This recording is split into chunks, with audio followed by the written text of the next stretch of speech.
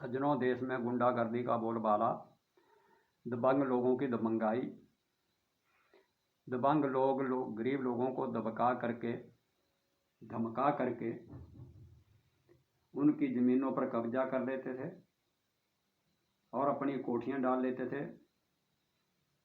बहुत सा रुपया पैसा हेरा फेरियों से जो है वो इकट्ठा कर लेते थे।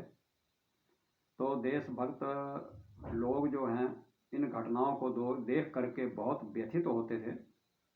भ्रष्टाचार को देख करके और आंदोलनकारियों द्वारा देश की संपत्ति को नुकसान पहुंचाए जाने पर भी राष्ट्रभक्त लोग जो हैं वो सोचते थे कि इस देश का कुछ नहीं हो सकता है। परंतु सज्जनों, ऐसे समय में उत्तर प्रदेश में योगी सरकार आई। योगी आदित्यनाथ जी ने उन दबंगों के ऊपर शिकंजा कसा।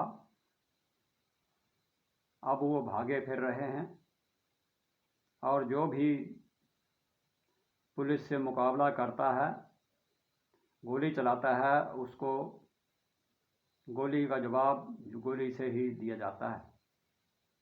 अब गुंडे लोग भाग रहे हैं, छिप रहे हैं और उनकी संपत्तियों को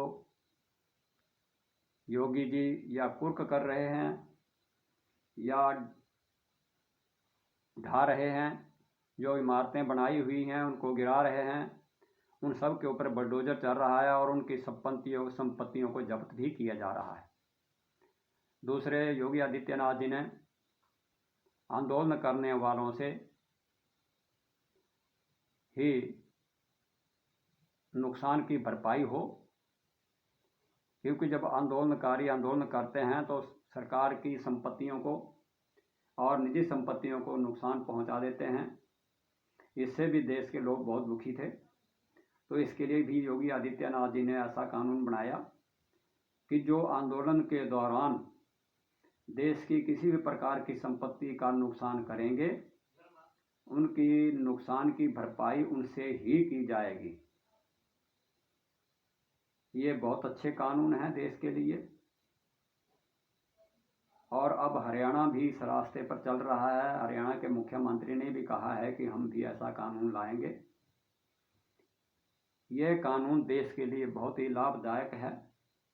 हम राष्ट्रवादी लोग सोचते हैं कि अगर सारे देश में ऐसा कानून बना दिया जाए केंद्र सरकार के द्वारा कि अगर देश में कोई आंदोलन होता है और उसके बीच में हुड़दंगी लोग किसी प्रकार का देश का या किसी निजी संपत्ति का नुकसान करते हैं, तो उस नुकसान की भरपाई उनसे ही की जाएगी। तो यह देश के लिए एक बहुत ही लाभदायक कानून होगा और इस प्रकार दबंगों पर और हुड़दंगियों पर काबू पाया जा सकेगा। ऐसा मेरा मानना है। जय हिंद, जय भारत।